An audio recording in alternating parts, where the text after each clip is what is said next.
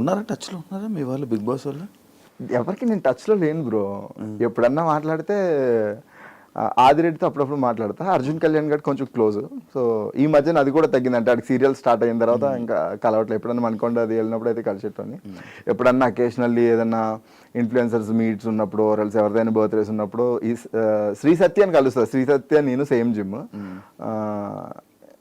ఈ గీతు వాళ్ళని అప్పుడప్పుడు కలుస్తా. Okay okay. ఆ ఫ్రెండ్స్ ఆ బ్యాచ్ అవేం లేదు, చాలా మెయింటైన్ చేయట్లే? లేదు బ్రో, నేను చెప్పాను కదా నేను అసలు పార్టీలకి వీటికి చాలా దూరంగా ఉంటాను. పార్టీ లేదు, బయట క్యాజువల్ టచ్. బయట తక్కువ మన పనులు ఏమనుకుంటే కదా కలుస్తా. కలిసిన నాకు ఎవరితోటి శత్రుత్వాలు ఏం లేవు. అందరితోటి నేను మంచిగానే ఉన్నా. ఎప్పుడన్నా మాట్లాడాలనిపిస్తే మాట్లాడతా. ఓకే. బ్రేకప్ స్టోరీ ఏం చెప్పావు అప్పుడు? ఊర్లో జరిగింది, దానివల్లే వచ్చానని చెప్పి. దాని తర్వాత మళ్ళీ ఏమైనా బ్రేకప్లు జరిగాయా? లేదంటే I don't trust people. Like అంటే పీపుల్ లవ్ క్లోజ్ ఉంటా కానీ నేను అంతా I don't believe in love. లవ్వే బిలీవ్ చేయా? ఎందుకు? ఏమో బ్రో, అంటే ఒకసారి చచ్చిపోయిందని కదా. ఇప్పుడు ఫ్రెండ్స్ ఉన్నారు, ఒక ఫ్రెండ్ మోసం చేశాడు, నీకు ఫ్రెండ్ మోసం చేస్తాడు అనుకోలేదు. నీకు ఒక ఫ్రెండ్ మోసం చేసిన తర్వాత రెండో వాడి మీద చిన్న అనుమానం ఉంటుంది కదా. ఉంటుంది, కానీ మొత్తం దట్ ఈజ్ నాకు కూడా ఉన్నది అదే. చేయకుండా ఉండం. ఇప్పుడు అమ్మాయి మోసం చేసింది, పెళ్లి చేసుకోవడం మానేస్తావా? పెళ్లి చేసుకున్నా కూడా అదే ప్రేమ కదా. ఏమో బ్రో, నాకేమో లవ్ లేదు, అంత సీరియస్ లవ్ అలాంటివి ఏం లేవు. మరి ఈ మధ్య ఏదో రిలేషన్లో ఉన్నామని టాక్ అనుకునే వాళ్ళు అనుకుంటారు ఎన్ని వస్తాయి బ్రో మనం. So take it is fine. బాగుంది కదా. సింగిలా? రిలేషన్ లేవా? ఇంట్లో మ్యాచ్ కూడా చూసారు బ్రో. అబౌట్ టు ఎంగేజ్మెంట్ అన్నప్పుడు అది బ్రేక్ అయింది రీసెంట్గా. అవునా? అంటే ఆ అమ్మాయికి లవ్ ఉంది. సో నేను అడిగినప్పుడు నాకేం చెప్పలేదు. మా ఇంట్లో వాళ్ళు కూడా ఇక క్లోజ్ అయిపోయారు అనమాట.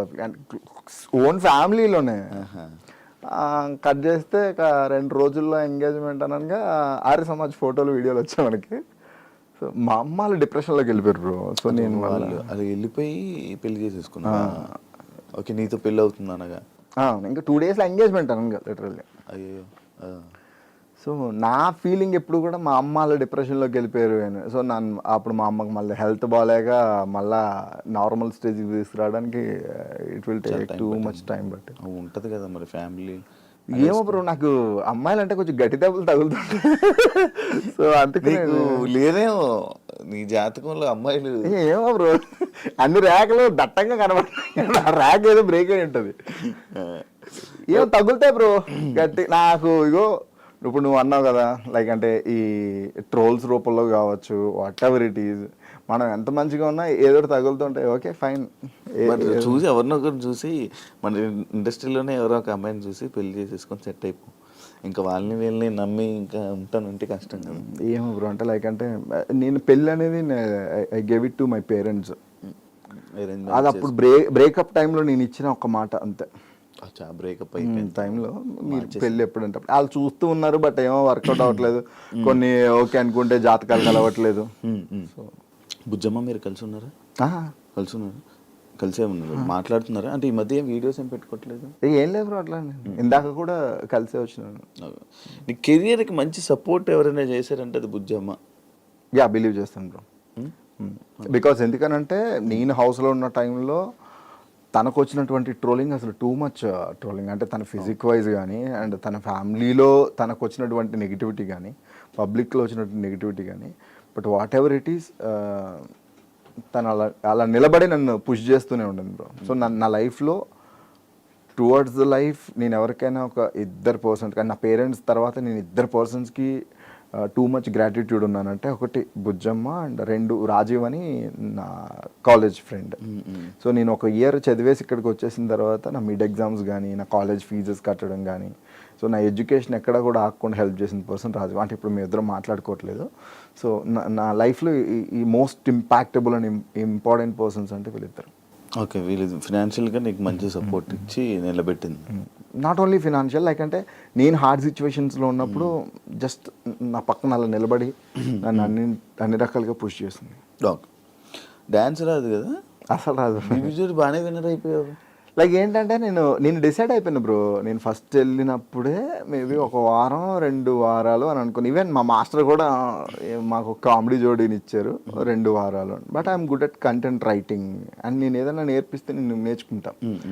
సో ఫస్ట్ ఎపిసోడ్ అయిపోయిన తర్వాత సెకండ్ ఎపిసోడ్ అయిపోయిన తర్వాత లైక్ అంటే నేను ఫైమా మాట్లాడుకున్నప్పుడు ఫైమాకి డాన్స్ అంటే చాలా పిచ్చి. యాక్చువల్గా తను డాన్సర్ అవుదామనే హైదరాబాద్ వచ్చాను అని చెప్పేసి ఒక సందర్భంలో చెప్పడం జరిగింది.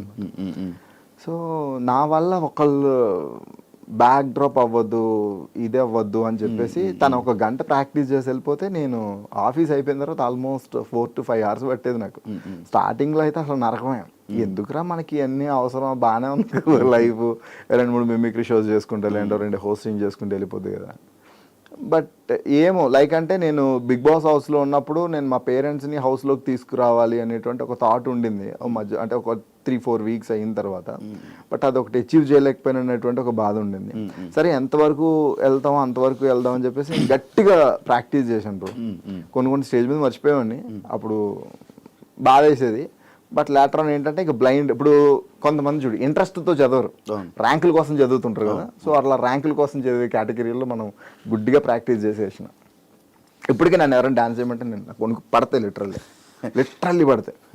మీకు ఫైమా ఒకటి ఉండడం లిఫ్టింగ్ కైనా దేనికైనా సింపుల్ అయిపోయి సన్నంగా ఉంది కదా, వెయిట్ తక్కువ అనుకుంటున్నావు. మస్తు వెయిట్ ఉంటుంది బ్రో ఫైమా. కానీ బాగా సపోర్ట్ చేసింది నాకు ఫ్లిప్స్కి వీటికి చాలా సపోర్ట్. బాగా వచ్చాయి కదా పైసలు, బాగా వచ్చింది బ్రో గట్టిగా. అసలు డ్యాన్స్ ఆల్మోస్ట్ ఒక TDSలు అన్నీ పోను ఒక 10 దాకా వచ్చాయి బ్రో. 10 లక్షలు.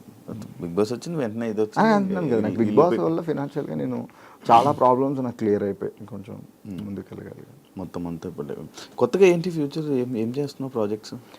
ఒక బిజినెస్ ఒకటి ప్లాన్ చేస్తున్నాడు అంటే ఫుడ్ బిజినెస్ ఒకటి. అది కాకుండా సినిమా ఆడిషన్స్ ఇస్తున్నా. సో నా అల్టిమేట్ గోల్ ఏంటంటే ఇండస్ట్రీలో ఒక విలన్గా సెటిల్ అవ్వాలనేది నాది ఒక డ్రీమ్. విలన్ నాకు నెగిటివ్ రోల్ చాలా ఇష్టం. అలా కాకుండా నేను కొన్ని గోస్ట్ రైటింగ్ చేస్తున్నాను అనమాట.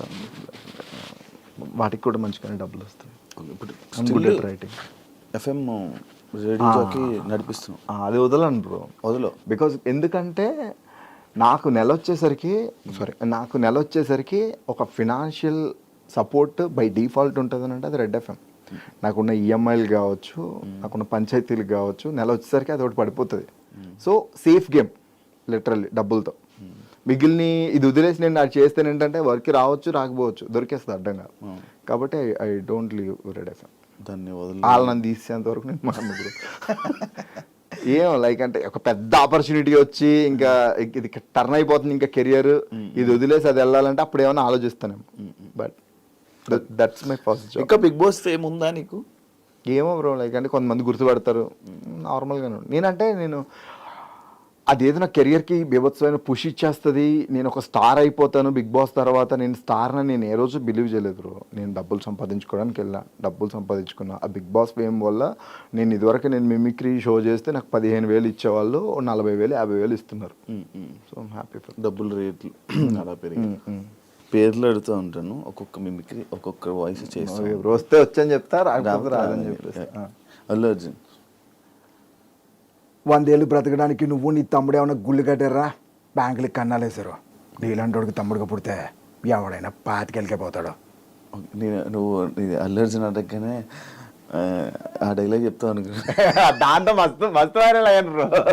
దానివల్ల షోస్ వచ్చేది తెలుసు నాకు. ఏంటి రోజు ఇంగిడి దాదాగిరియా ఏంటి దొబ్బేస్తున్నారా రే మొరగా, నా ఫోన్లో ఛార్జింగ్ అయిపోయింది, రీఛార్జ్ చేయించో. కామెడీయా యాక్చువల్గా అంటే సినిమాలతో పాటు ఆయన వాయిస్ స్ట్రక్చర్ చేంజ్ అయితే వచ్చింది. చిరంజీవి గారు కష్టం వస్తుందో కార్పొరేట్ సిస్టమ్ వస్తుందో రమ్మను వెయిటింగ్. బాలకృష్ణ స్టేట్ అయినా సెంట్రల్ అయినా పొజిషన్ అయినా అపోజిషన్ అయినా నేను దిగినంత వరకే. Once I step in history repeat. Nagarjuna Shiva interview చాలా బాగుంది. శ్రీగారు కమ్ముకుంటున్న ఈ కారు చీకట్లో నేను మింగేశాయని విర్ర బిగుతున్నాయిరా రే పైరవా. ఈ కారు చీకట్లని చీల్చుకుంటూ మళ్ళీ పుడతావురా, మళ్ళీ పుడతావురా భైరవా. సూపర్. మన సాయి కుమార్ గారు రులా మనిషిలో కూరుకుపోయిన బలం ఒక్కటే ధనం, ఎవరు ఆపలేరు. రిలాక్స్. రామచంద్ర ఒక్కొక్కని కాదు షేర్ ఖాన్, 100 మందిని ఒకేసారి రమ్మను. పవన్ కళ్యాణ్ గారు వాస్తవానికి ఇల్లేమో దూరం, అసలే చీకటి గాఢ అంధకారం, రోడ్డంతా గతుకులు గతుకులు, చేతిలో లాంతర్ లేదు, కానీ గుండెల నిండా ధైర్యం ఉంది, ధైర్యం ఉంది. ఆయన ముందు చేసావు ఎప్పుడైనా?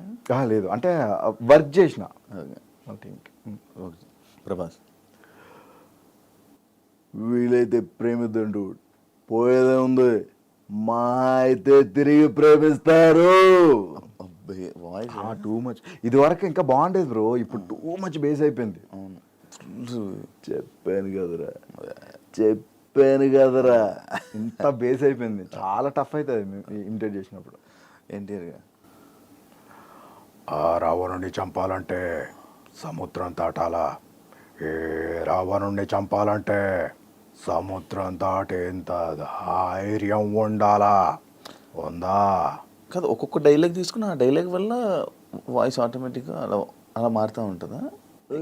అట్లా ఏం లేదు బ్రో, ఏ డైలాగ్ అన్నా చేయొచ్చు. లైక్ అంటే కొంతమంది డైలాగ్స్ ప్రాక్టీస్ చేస్తారు, నేను ఏంటంటే క్లాసిఫికేషన్ ఆఫ్ మిమిక్రీ అనమాట. అచ్చా.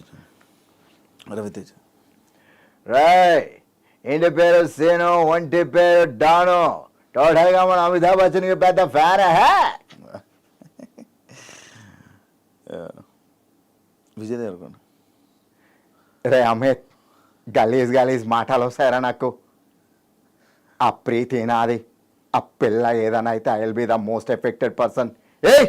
ఏంటనా ఇట్లుంటాయి. నాకు జీతాను ఏంటి ఎంతమంది వచ్చారు నా కోసమే? నాకు తెలిసి మీరు అందరూ నన్ను కొట్టడానికి వచ్చిన వాళ్ళు కాదురా. గొడవ స్టార్ట్ అయ్యాక దొమ్మిలో కలిసిపోయి దొరికిన వాడిని దొరికినట్టు కొట్టి తీటా తీర్చుకోవడానికి వచ్చిన వాళ్ళు కొంతమంది. సారీ బాస్, నాకు క్లారిటీ లేదు. బై మిస్టేక్ ఎవరినన్నా కొడితే ఏమో అనుకోదే. జోష్ టైంలో రీసెంట్గా నేర్చుకున్నాం అది. అదే ప్రాక్టీస్లో ఏమైందే పూజితాలి ఇట్లా ఉంటుంది. లైక్ అంటే విజయ్ వాయిస్, మహేష్ బాబు గారి వాయిస్ అండ్ చెయ్యి వాయిస్ కొంచెం సిమిలర్స్ ఉంటాయి, షివరింగ్ డిఫరెన్స్ ఉంటుంది.